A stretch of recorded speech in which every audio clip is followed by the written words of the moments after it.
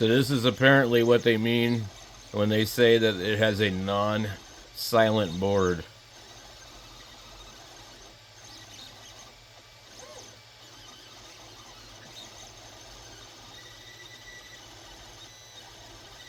I never knew they made that kind of noise.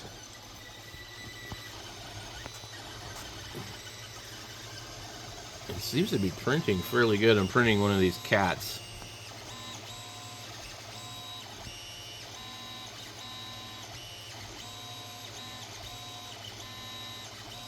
The Creality cat.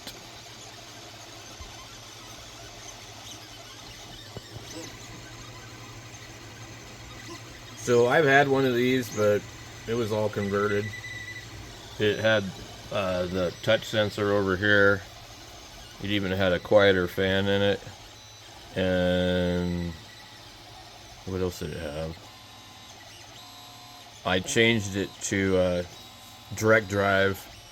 Honestly, on these, I think direct drive is really not necessary unless you're going to print TPU. It had a newer computer. It had a newer display.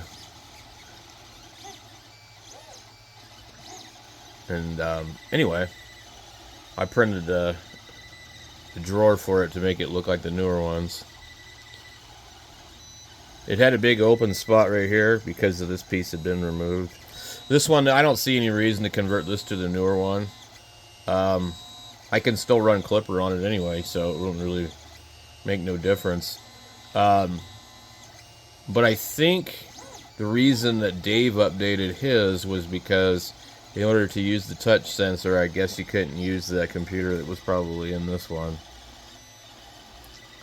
It'd be nice to see how old this one is. The other thing, I don't feel like you really need all the other stuff that's on the other ones, like the adjustable tensioners.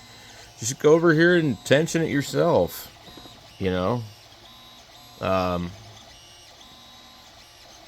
surprised that this one hasn't cracked. Usually these crack, they're all plastic.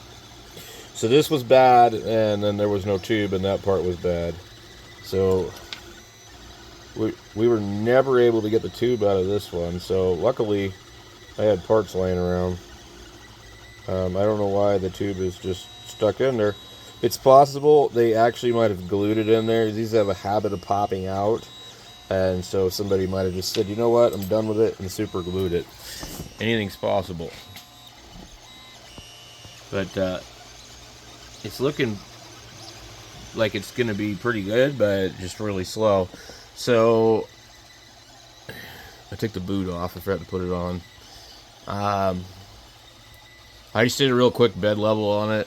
And, you know, this bed's pretty boogered up, so it doesn't really matter about accidentally gouging into it.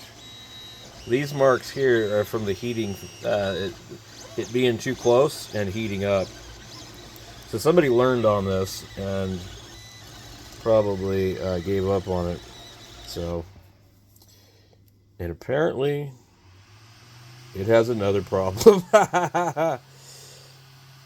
My God. So it might actually have a bad power supply. This is going to be fun. Let's see if it'll do a resume print. I've never run into one with a bad power supply. And if it does, I don't know how much they cost. It's probably not worth buying one. And I don't need it for parts for my other one. But that is just wild how it did that. I seen it do it earlier, and I didn't know that's what happened. I thought it was just some other kind of weird glitch. It's just printing right along. You guys seen it. It just died. I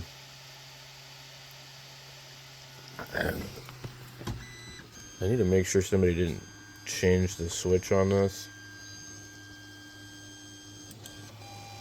It started printing the cat, which is this thing here. Started printing it.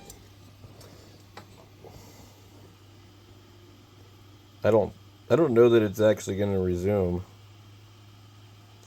I'd be like shocked if it did.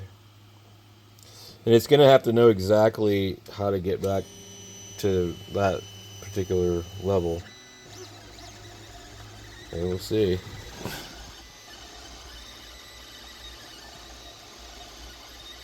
It looks like it's working.